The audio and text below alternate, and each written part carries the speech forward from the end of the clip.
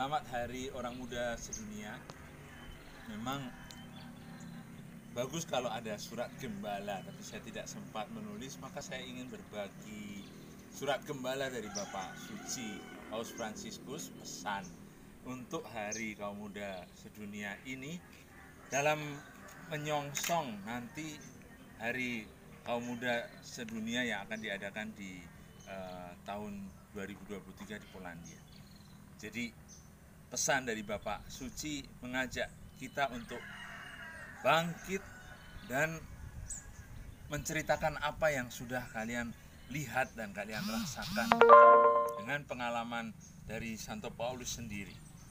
Pengalaman Paulus yang jatuh bangun dalam semangat mudanya sebagai orang yang berkobar-kobar untuk satu, dihadapkan pada satu visi yang baru. Visi dari Allah yang ternyata Maha Rahim dan mau merangkul semua untuk masuk dalam jalan keselamatan yang sama. Paulus menjadi orang yang baru, berubah. Pengalaman Paulus di Damaskus itu menjadi pertobatannya yang bagi kita bisa menjadi model untuk bangkit dan tidak menyia-nyiakan kesempatan ini.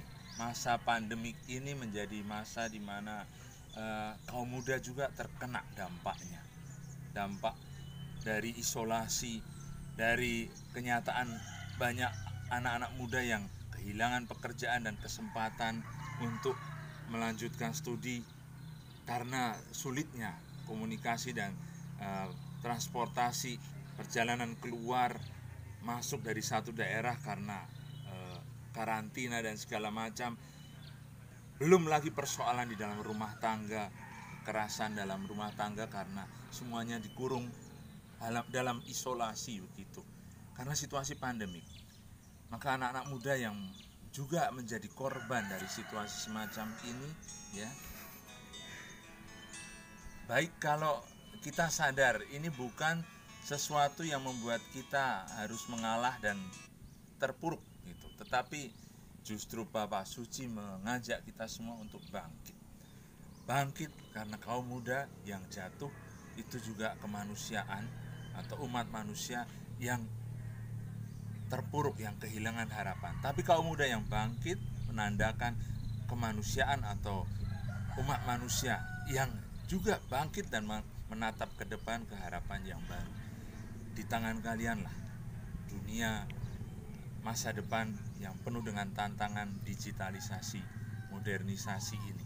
Karena kalian yang tahu, yang lebih tahu, yang tentu saja punya kemampuan dan inovasi baru untuk memakai segala alat komunikasi itu bukan sebagai satu sarana yang justru membuat ketergantungan yang tidak sehat, yang membuat kalian tinggal dalam dunia gelap yang tertutup dari dunia luar, tapi justru dengan solidaritas, dengan partisipasi dan semangat untuk berjalan bersama, terutama dalam suasana sinode ini, kita mau memberikan diri untuk melihat ke depan dan mengajak teman-teman bersama-sama untuk bangkit.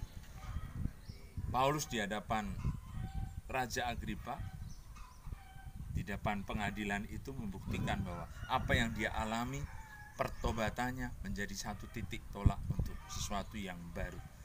Sebelum kita sampai pada pertobatan semacam ini, iman kita, keyakinan kita dalam beragama masih segitu-segitu saja, masih biasa-biasa saja. Tapi ketika kita punya visi yang baru, punya sesuatu yang baru, kita juga akan menjadi orang-orang baru, menjadi pengikut Yesus yang sejati.